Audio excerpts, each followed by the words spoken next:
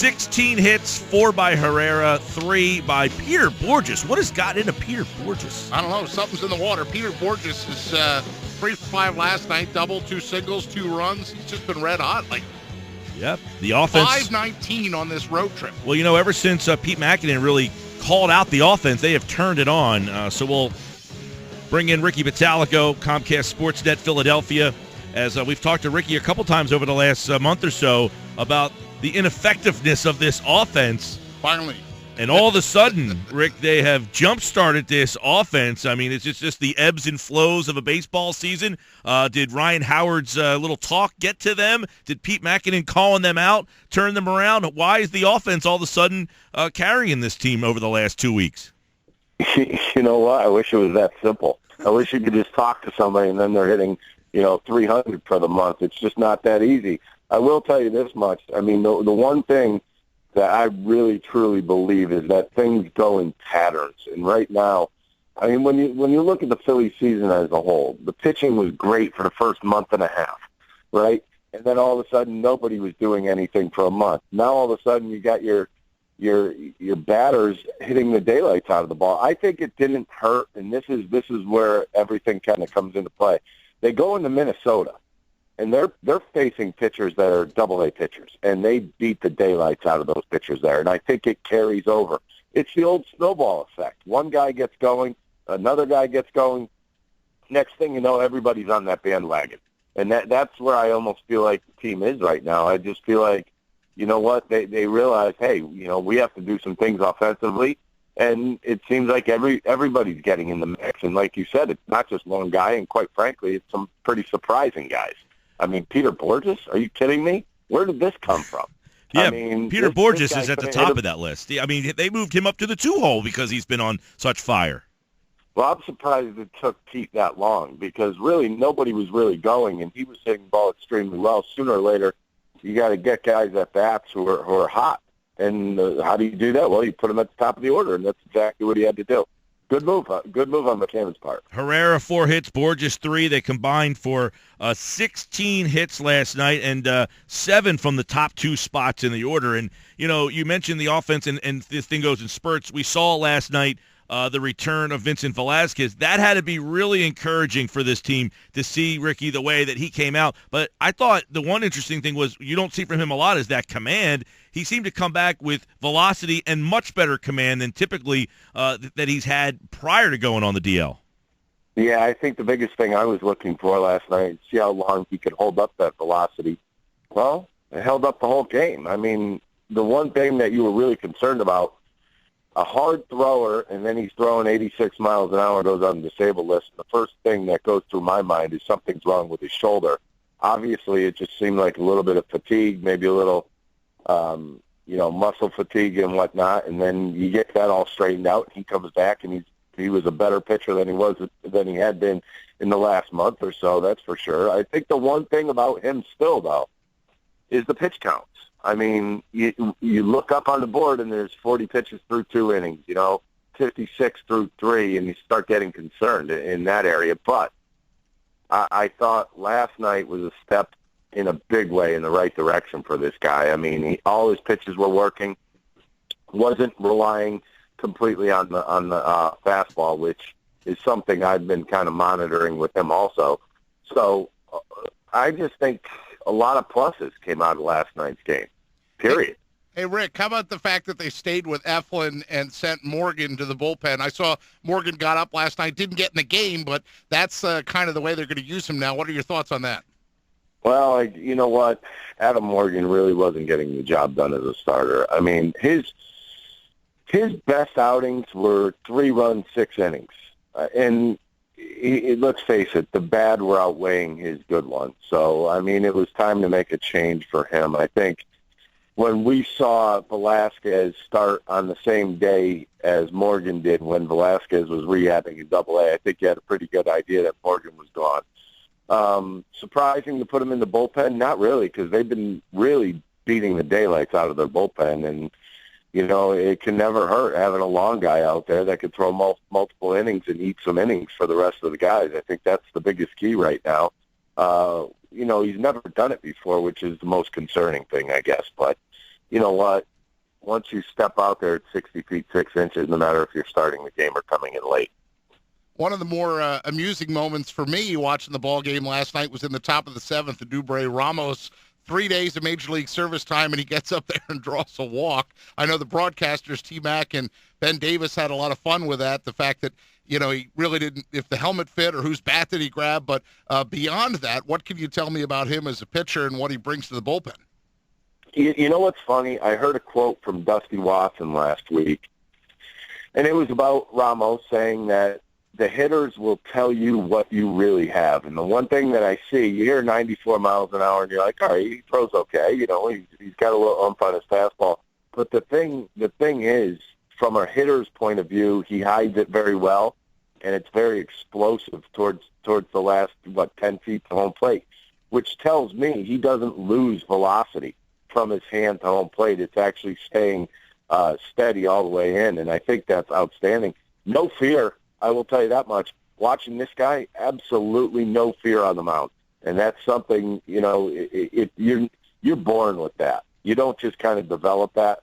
That's a trait that you love to see in your relievers, that there is no fear, there's no care. I'm going to go out there and stick it to you, and that's what I've seen from him so far, and it's happened quickly. So it's a Small work sample in size. progress. Yes, small sample size. So we'll see how this goes, but I like what I've seen from him thus far. How about Severino Gonzalez? Because he seems like he's found a niche in the pen, more velocity, and is that maybe his big league future? Well, I think so. I think visibly he's put on some weight. If you ask me, last year, you almost look at him and like, wow, skinny frame, how long could he hold up? And now all of a sudden he's got bigger, he's put on some muscle, he looks a lot better, he's throwing the ball extremely well. And the thing about him that I noticed last year was that it was always going back to the fastball, and, he wasn't locating it very well. Now all of a sudden he comes up here, he's locating his fastball, and it seems as though his confidence level is a lot higher than last year when he came up in the big leagues.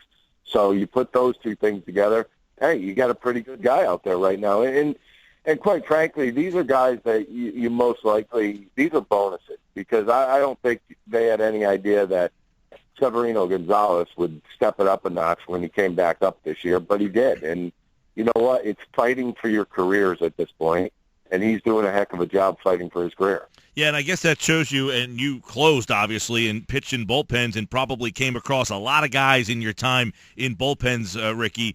That nature of that position, it's so up and down, it's hard to find consistency from guys in those spots. It's not the easiest thing to do. Most of you guys probably growing up, through 6-7 innings every time you pitched a high school game or a college game. Well, the thing about relieving, I loved closing. I thought that was the easiest job in the bullpen. I know it sounds strange, but I had no problem with it. If I blew a save, hey, I get to go back out the next day and pick myself up one. And I think that's the biggest thing, is that you have to take it on a game-to-game basis, which is why you hear a lot of times, you know what, the ERA of a reliever means nothing, because every once in a while you give up a garbage run or two, and that's going to pump up your ERA. And what I mean by a garbage run, you give up a double, and then there's a cheap single, and nobody's throwing the ball home. They throw it into second base. So, the one thing you have to have is a very short memory. And I will tell you this much. I played with a bunch of guys that did not want to close, that they were scared to death to have that ball in the ninth inning. And I never understood that. I always thought to myself, man, especially nowadays where it's one inning and that's it, that is the easiest job in the world. You go get 3 outs, the game's over, you go home. Look, I guess it takes a certain mentality, though, to have that pressure to know if I give this up because you don't like to answer the questions after the game's over. What happened on that pitch? It all gets it's 9 innings, but it all comes down to that one inning when you're the guy on the mound. You know what's funny, though? If I had a bad game, I would beat the press to the punch. And I think that always kind of paid off for me in the long run, because before they got questions out of their mouth, I already told them how bad and how disappointed I was in myself.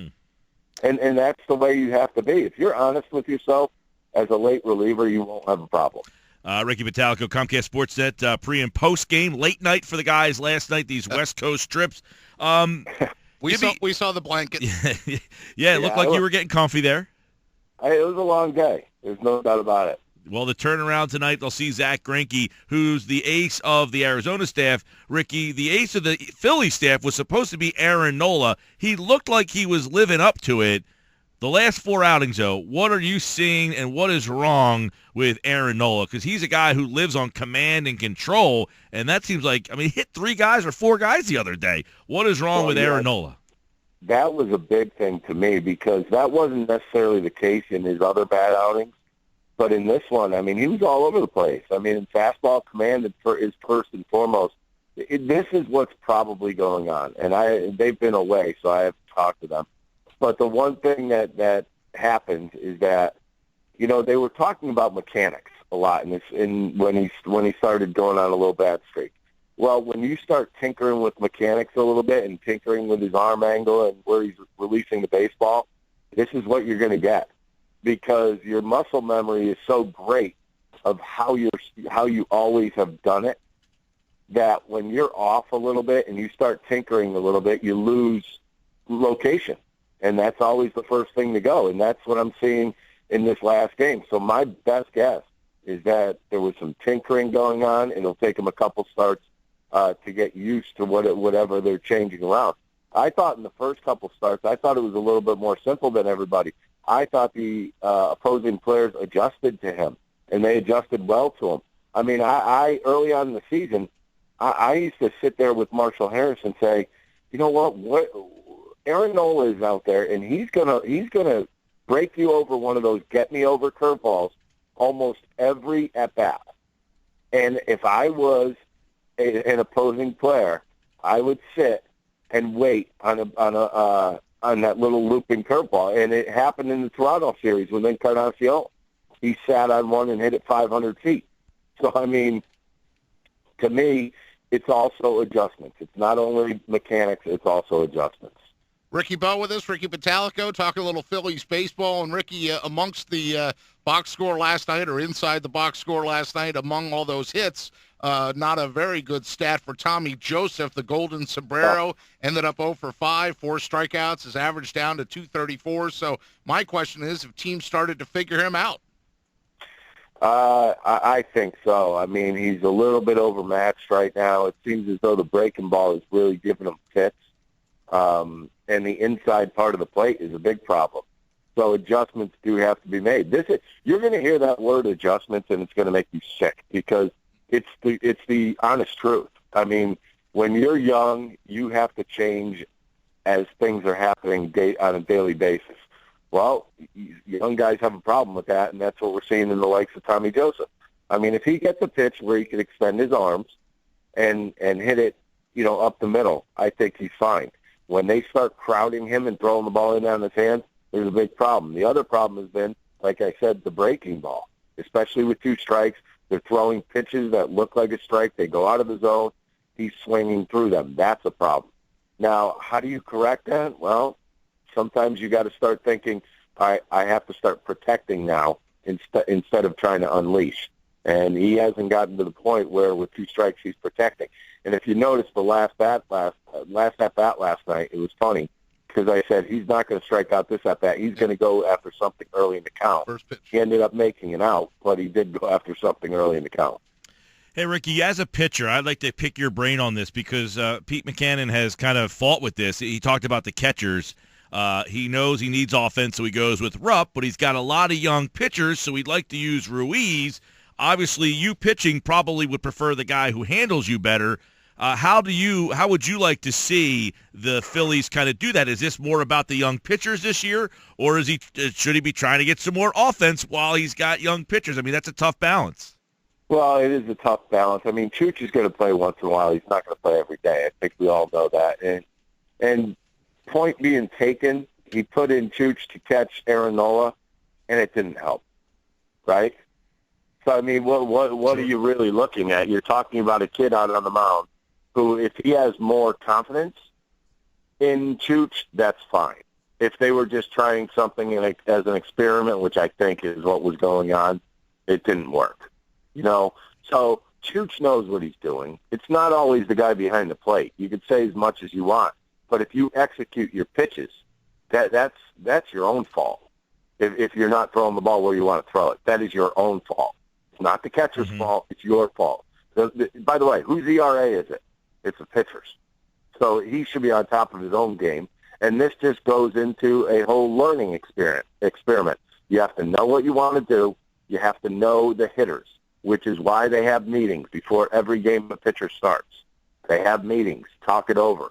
They go over what their strengths are, what the hitters' weaknesses are, which guys do you want to attack, what guys do you want to be careful with. They should know this going into the game. Now, though, so not only the catcher should know it, but the pitcher should. Yeah, but and I agree with you, but I know when pitchers are a little quirky sometimes, that you had a catcher that you felt better throwing to, right? That you felt you trusted more or had more comfortable, better, My favorite catcher, obviously Darren Dalton was great with me. But besides him, I loved throwing to Gary Bennett. Gary Bennett was probably the best defensive catcher I've ever played with, especially calling pitches.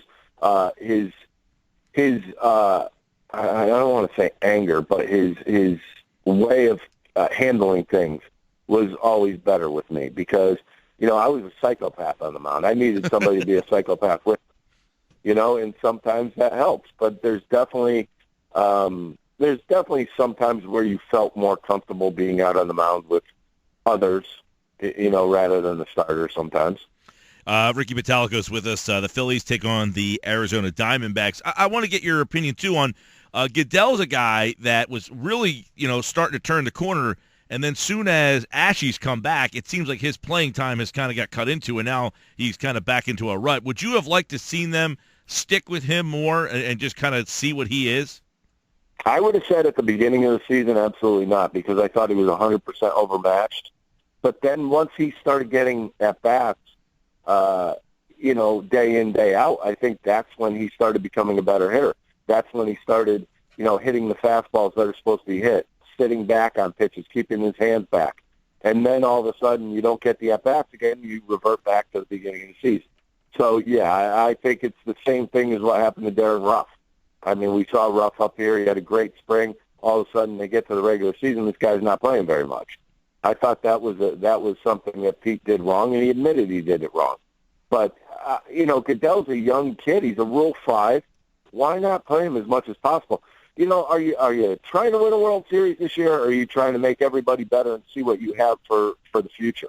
That's my biggest question. And I look at this team as looking for the future, which is why I do have question marks a lot about certain guys that are not in the lineup or are in the lineup. I mean, do I think Cody Ashley has something in there? Yeah, he's got baseball in him. He really does. I mean, but it just hasn't come out yet. He's been pretty good as of late, but I think he could be a lot better. Ricky, obviously tonight, Ioff, is going to throw, and man, he's brilliant sometimes, and other time earlier in the year he struggled. What do you see from Ioff? Because I think he was kind of like an afterthought in that deal. He has now turned into a guy that maybe is more than they anticipated. I said before the season started, he's going to be the biggest surprise on this team, and my reason being, you look at his.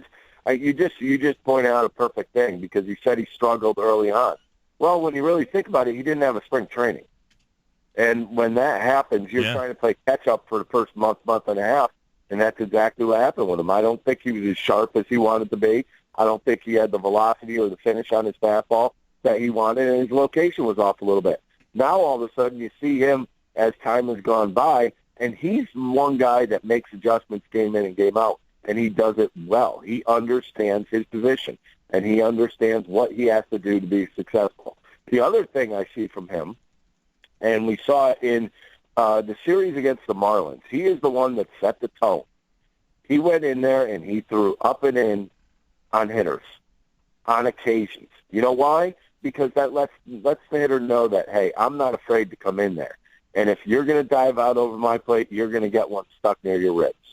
And I like that theory for him because he's got a curveball that breaks away. I'm talking against right-handed hitters. And as long as you keep them honest on the inside part of the plate, it makes the game a lot easier, and I think he's picked up on that.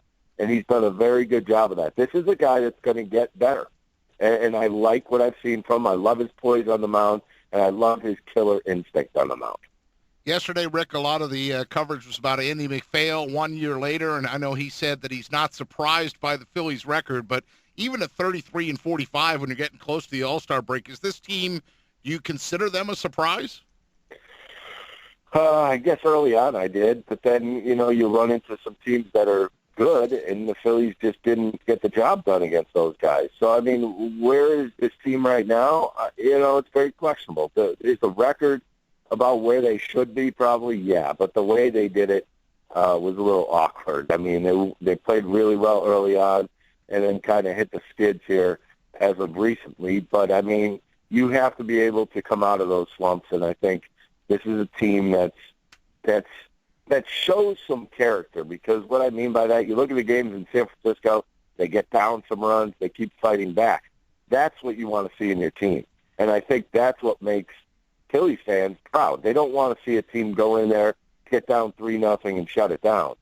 And I think we were seeing that at a point about 2 weeks ago. You were seeing that a little bit. Now they're back to fight, and I like that. Ricky Bo's with us. We'll close out with this, Ricky. And by the way, we appreciate him jumping on board. Phillies have a late game tonight, so we know it's going to be a long day or night for you, maybe early morning. Andy McPhail yesterday told Jim Salisbury that, they're further along than he had ever dreamed at this point. How, in your mind now, the way baseball is, it seems like, the Astros are an interesting team because they were like a 100-loss team, and then all of a sudden they're in the playoff conversation. Are the Phillies 1 year, 2? Like, when do you think you'll start saying, you know what, I think this team is going to be in that wild card hunt, sooner than later? Well, there's still plenty of guys that they need to see at the big league level. Like, right? How many players away are they? Guys. Yeah, like how many players away? I mean, let me just start by saying you have to get Crawford up here. You have to get Nick Williams up here at some point. And then you have to add veterans. Because the way guys learn on the team is from veterans. And I think that's one thing that's a little bit short with the Phillies right now. But, I'd be crazy to say next year. I would probably go 2 years, maybe 3 years away from really being a team that people will be turning their heads. Do you think they should allow Crawford, Williams, although the Williams stuff's a little concerning, hearing him getting benched because he's not hustling, and then him saying, well, I don't know why I'm getting benched. But are you a proponent of just saying, look, this season, as you mentioned earlier, are we trying to win the World Series, or do I want to see guys? Do you care if these guys come up and struggle, or would you just rather see them face big league pitching? I think they have to be ready, and I think Matt Klentak has said that. I think he's come out and said that basically when these guys come up to the big leagues, I want them to stay. So he doesn't want to make the mistake where he feels as though X player is going to be overmatched. I think he wants to make 100% sure, be 100% clear that these guys are coming to the big leagues and they're coming to stay for the rest of their careers. I do not believe in rushing guys at this point. I mean, and it's only tougher when the team was really struggling. I mean, I guess if this team really starts to turn around and win some games, I think then you bring them up. If not, you wait till September. Ricky Bottalico, everybody, here on the Bash 97.3 ESPN. I think Pete said he's going to bring you some cookies tonight. He's not on the schedule, but he was going to thank you. I'm going to make an hour drive up just to get you the or what do you want? White House subs, whatever you want. Yes. I'm bringing it up. I appreciate that. Well, enjoy the game tonight, Ricky. We always appreciate the time. All right, guys, take it easy.